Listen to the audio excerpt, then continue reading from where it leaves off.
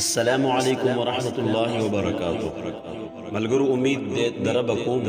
چې تاسو به روغ جوړ یئ او د صحت په جامه به الله مو روغ جوړ او د صحت په جامه ملګرو نن مې ستاسو په خدمت کې بل یو بهترین ډالۍ او تحفه راوړې داسې ډالۍ او داسې تحفه چې د جنت د خزانو نه خزانه حاصلولی شي او ترلاسه کولی شي زنوی محمد رسول الله صلی الله علیه و آله وسلم فرمایي راځي چې وګورو هغه تحفه څه ده هغه ډالۍ څه ده نو ابو موسی اشعری رضی الله عنه فرمایي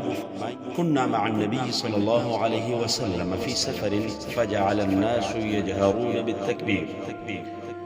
وی منګه د نبی علیه السلام سره په یو سفر کې نو خلق شروع شو چې په زور زور تکبیر وي الله اکبر چغې والي فقال النبي صلى الله عليه وسلم ايها الناس اربعوا على انفسكم وی نبی علیه السلام ورته ویل چې اے خلکو په خپلو ځانونو سره باندې نرمي وکړئ رحم پې وکړئ انکم لیس تدعون اصم ولا غائبا یقینا تاسو یو داسې ذات نه رابلئ چې هغه کوڼ دی یا هغه غایب دی انکم تدعون سمیعا قریبا یقینا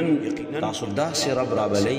او داسې رب ته آواز کوئ چې هغه اوریدونکی دی د هر چا په هر حال کې په هر ژبه کې او قریبا نږدې دی داسې نږدې لکه سورة قاف کې الله تعالی څه فرمایي چې زه تاسو ته ستاسو د مرۍ د رګونو نوم نږدې او نبی علیه السلام وایي وهو معکم بلکې هغه تاسو سره دی په اعتبار د علم او د قدرت هغه تاسو سره دی تاسو سره نږدې قال وانا خلفه دا ابو موسی اشعری رضی الله عنه وایي نبی علیه السلام ویل او زه د نبی علیه السلام نه وروسته وانا اقول په دې را روانه کې ما دا ویل لا حول ولا قوة الا بالله لا كلمات فقال النبي عليه الصلاة والسلام يا عبد الله بن قيس اي عبد الله بن قيس هذا ابو موسى رضي الله عنه نمدي الا ادلك على كنز من كنوز الجنة آیا زتا خبر نکم د جنت د خزانو نه په یو خزانه فقلت بلا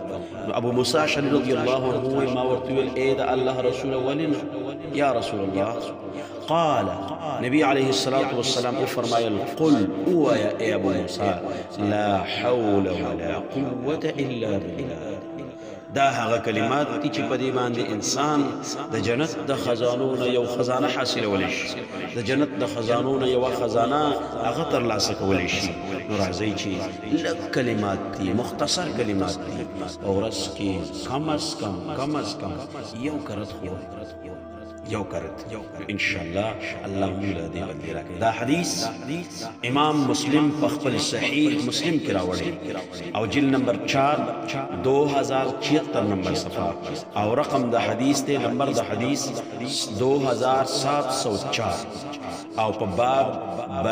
استحباب خفض الصوت بالذکر دی باب کې راوړی و مستحب دی کته आवाज په پټه باندې ذکر کول دا حدیث صحیح حدیث دی صحیح مسلم کې راغلی او ان شاء الله دې پس په دې باندې څه کو عمل کو در روانه ویډیو د پوره زمون سره اوسېږي ان شاء الله بهترین ویډیو به تاسو ته ملاويږي والسلام ورحمت الله وبرکاته